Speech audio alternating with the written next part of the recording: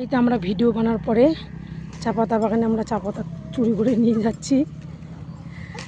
এগুলো চা পাতা নিয়ে গেলে না গ্রিন টির মতো বানা যাবে। আর চা পাতা বাগানে আসি নিয়ে যাব না, এটা কোনো দিন হয় বলো?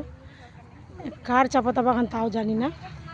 ওই যে আর একটা চোর দেখেন, বড় চোরটা, এই চোরটা আবার কলকাতা নিয়ে যাবে, বড় চোর। আর দুইটা ক্যামেরাম্যান আসছে, এই যে দেখেন দুইটা ক্যামেরাম্যান দুইটা। এই ছোট ক্যামেরাম্যানটা খুব ভালো, অনেক দেখো অনেক ফটো তুললো আমাদের।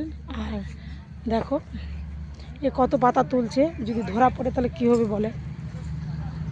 এই যে দেখো কত সুন্দর চা পাতা বাগান।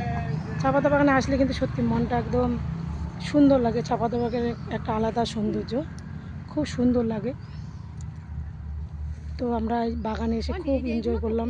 হ্যাঁ হ্যাঁ, ওগুলো যেটা 3টা পাতা আছে, চুরি করে নিয়ে কলকাতায় নিয়ে গিয়ে শুকাবে।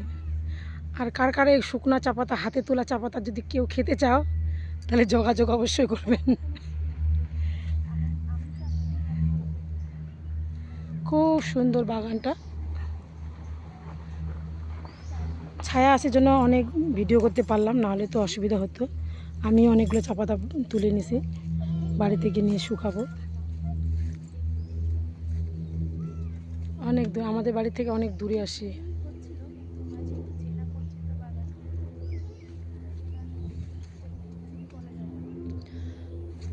সবাইকে হ্যাপি দীপাবলিকে অনেক অনেক শুভেচ্ছা জানালাম। সবাই ভালো থাকেন।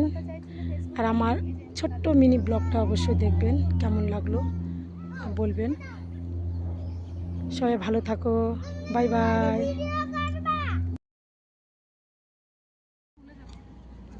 স্ট্যান্ড ছেড়ে গিয়ে আবার আসবো না কিন্তু।